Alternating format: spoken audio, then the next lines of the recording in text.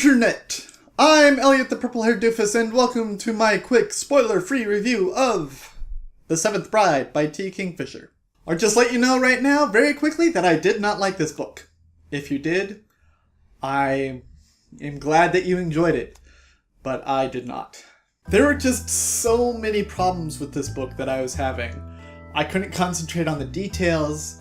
There were things that happened that I couldn't think out logically. There were also a ton of unanswered questions that I had about this story that might have been answered in the details that I just couldn't hold on to.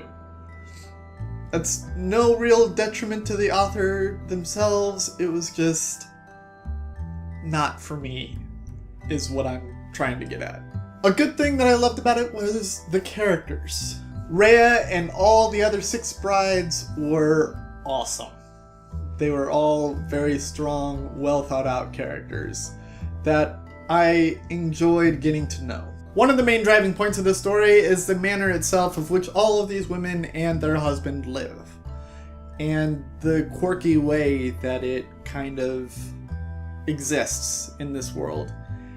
And a big problem that I had was how it was never quite explained exactly how it exists in this world. This might be because this book feels very much like a fairy tale.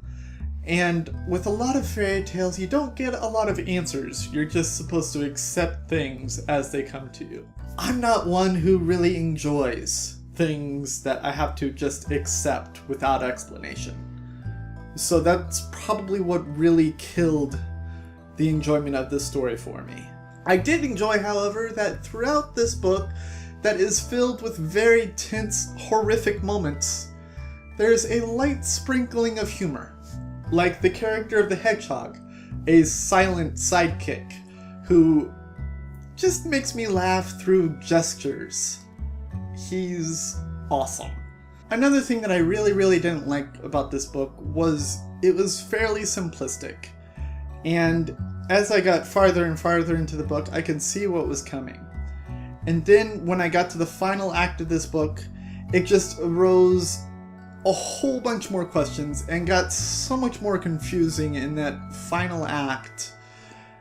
And I was so incredibly frustrated because there were small questions throughout the other parts of the book that I still had that weren't being answered either, and it was just gathering up more questions that never got answered. Another problem I had also could be attributed to the facets of fairy tales.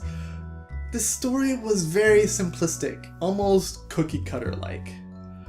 The character had a task to do, she would complete it, she would have to come back at a certain time, and then rinse and repeat. And then rinse and repeat. Until she failed the task. And it was just... I know what's going to happen. And I hate books that are so predictable like that. As much as I dislike this book, there are plenty of people out there that enjoyed it. So I do encourage all of you to go out there and read it for yourselves. And get back to me if you did enjoy it, and tell me all of the plot holes that I might have missed. Or ask me what the plot holes were, and I'll tell you, and then you can explain them to me, because I didn't get it.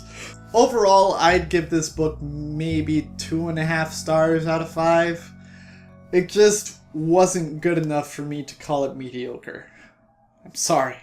If you would like my spoiled review of The Seventh Bride, that is 5 parts long, you can click this playlist here and watch all 5 parts, where I spoil the entire book for you, but you get my reaction as I'm reading it. The next book that I will be reading is Pest Control by Bill Fitzhugh.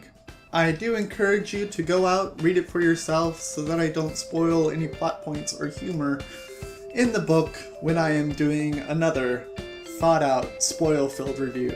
I have been the Purple-Haired Doofus, reminding you to watch your pajama radius, and I will see you all in the beginning chapters of Pest Control by Bill Fitzhugh. Toodles!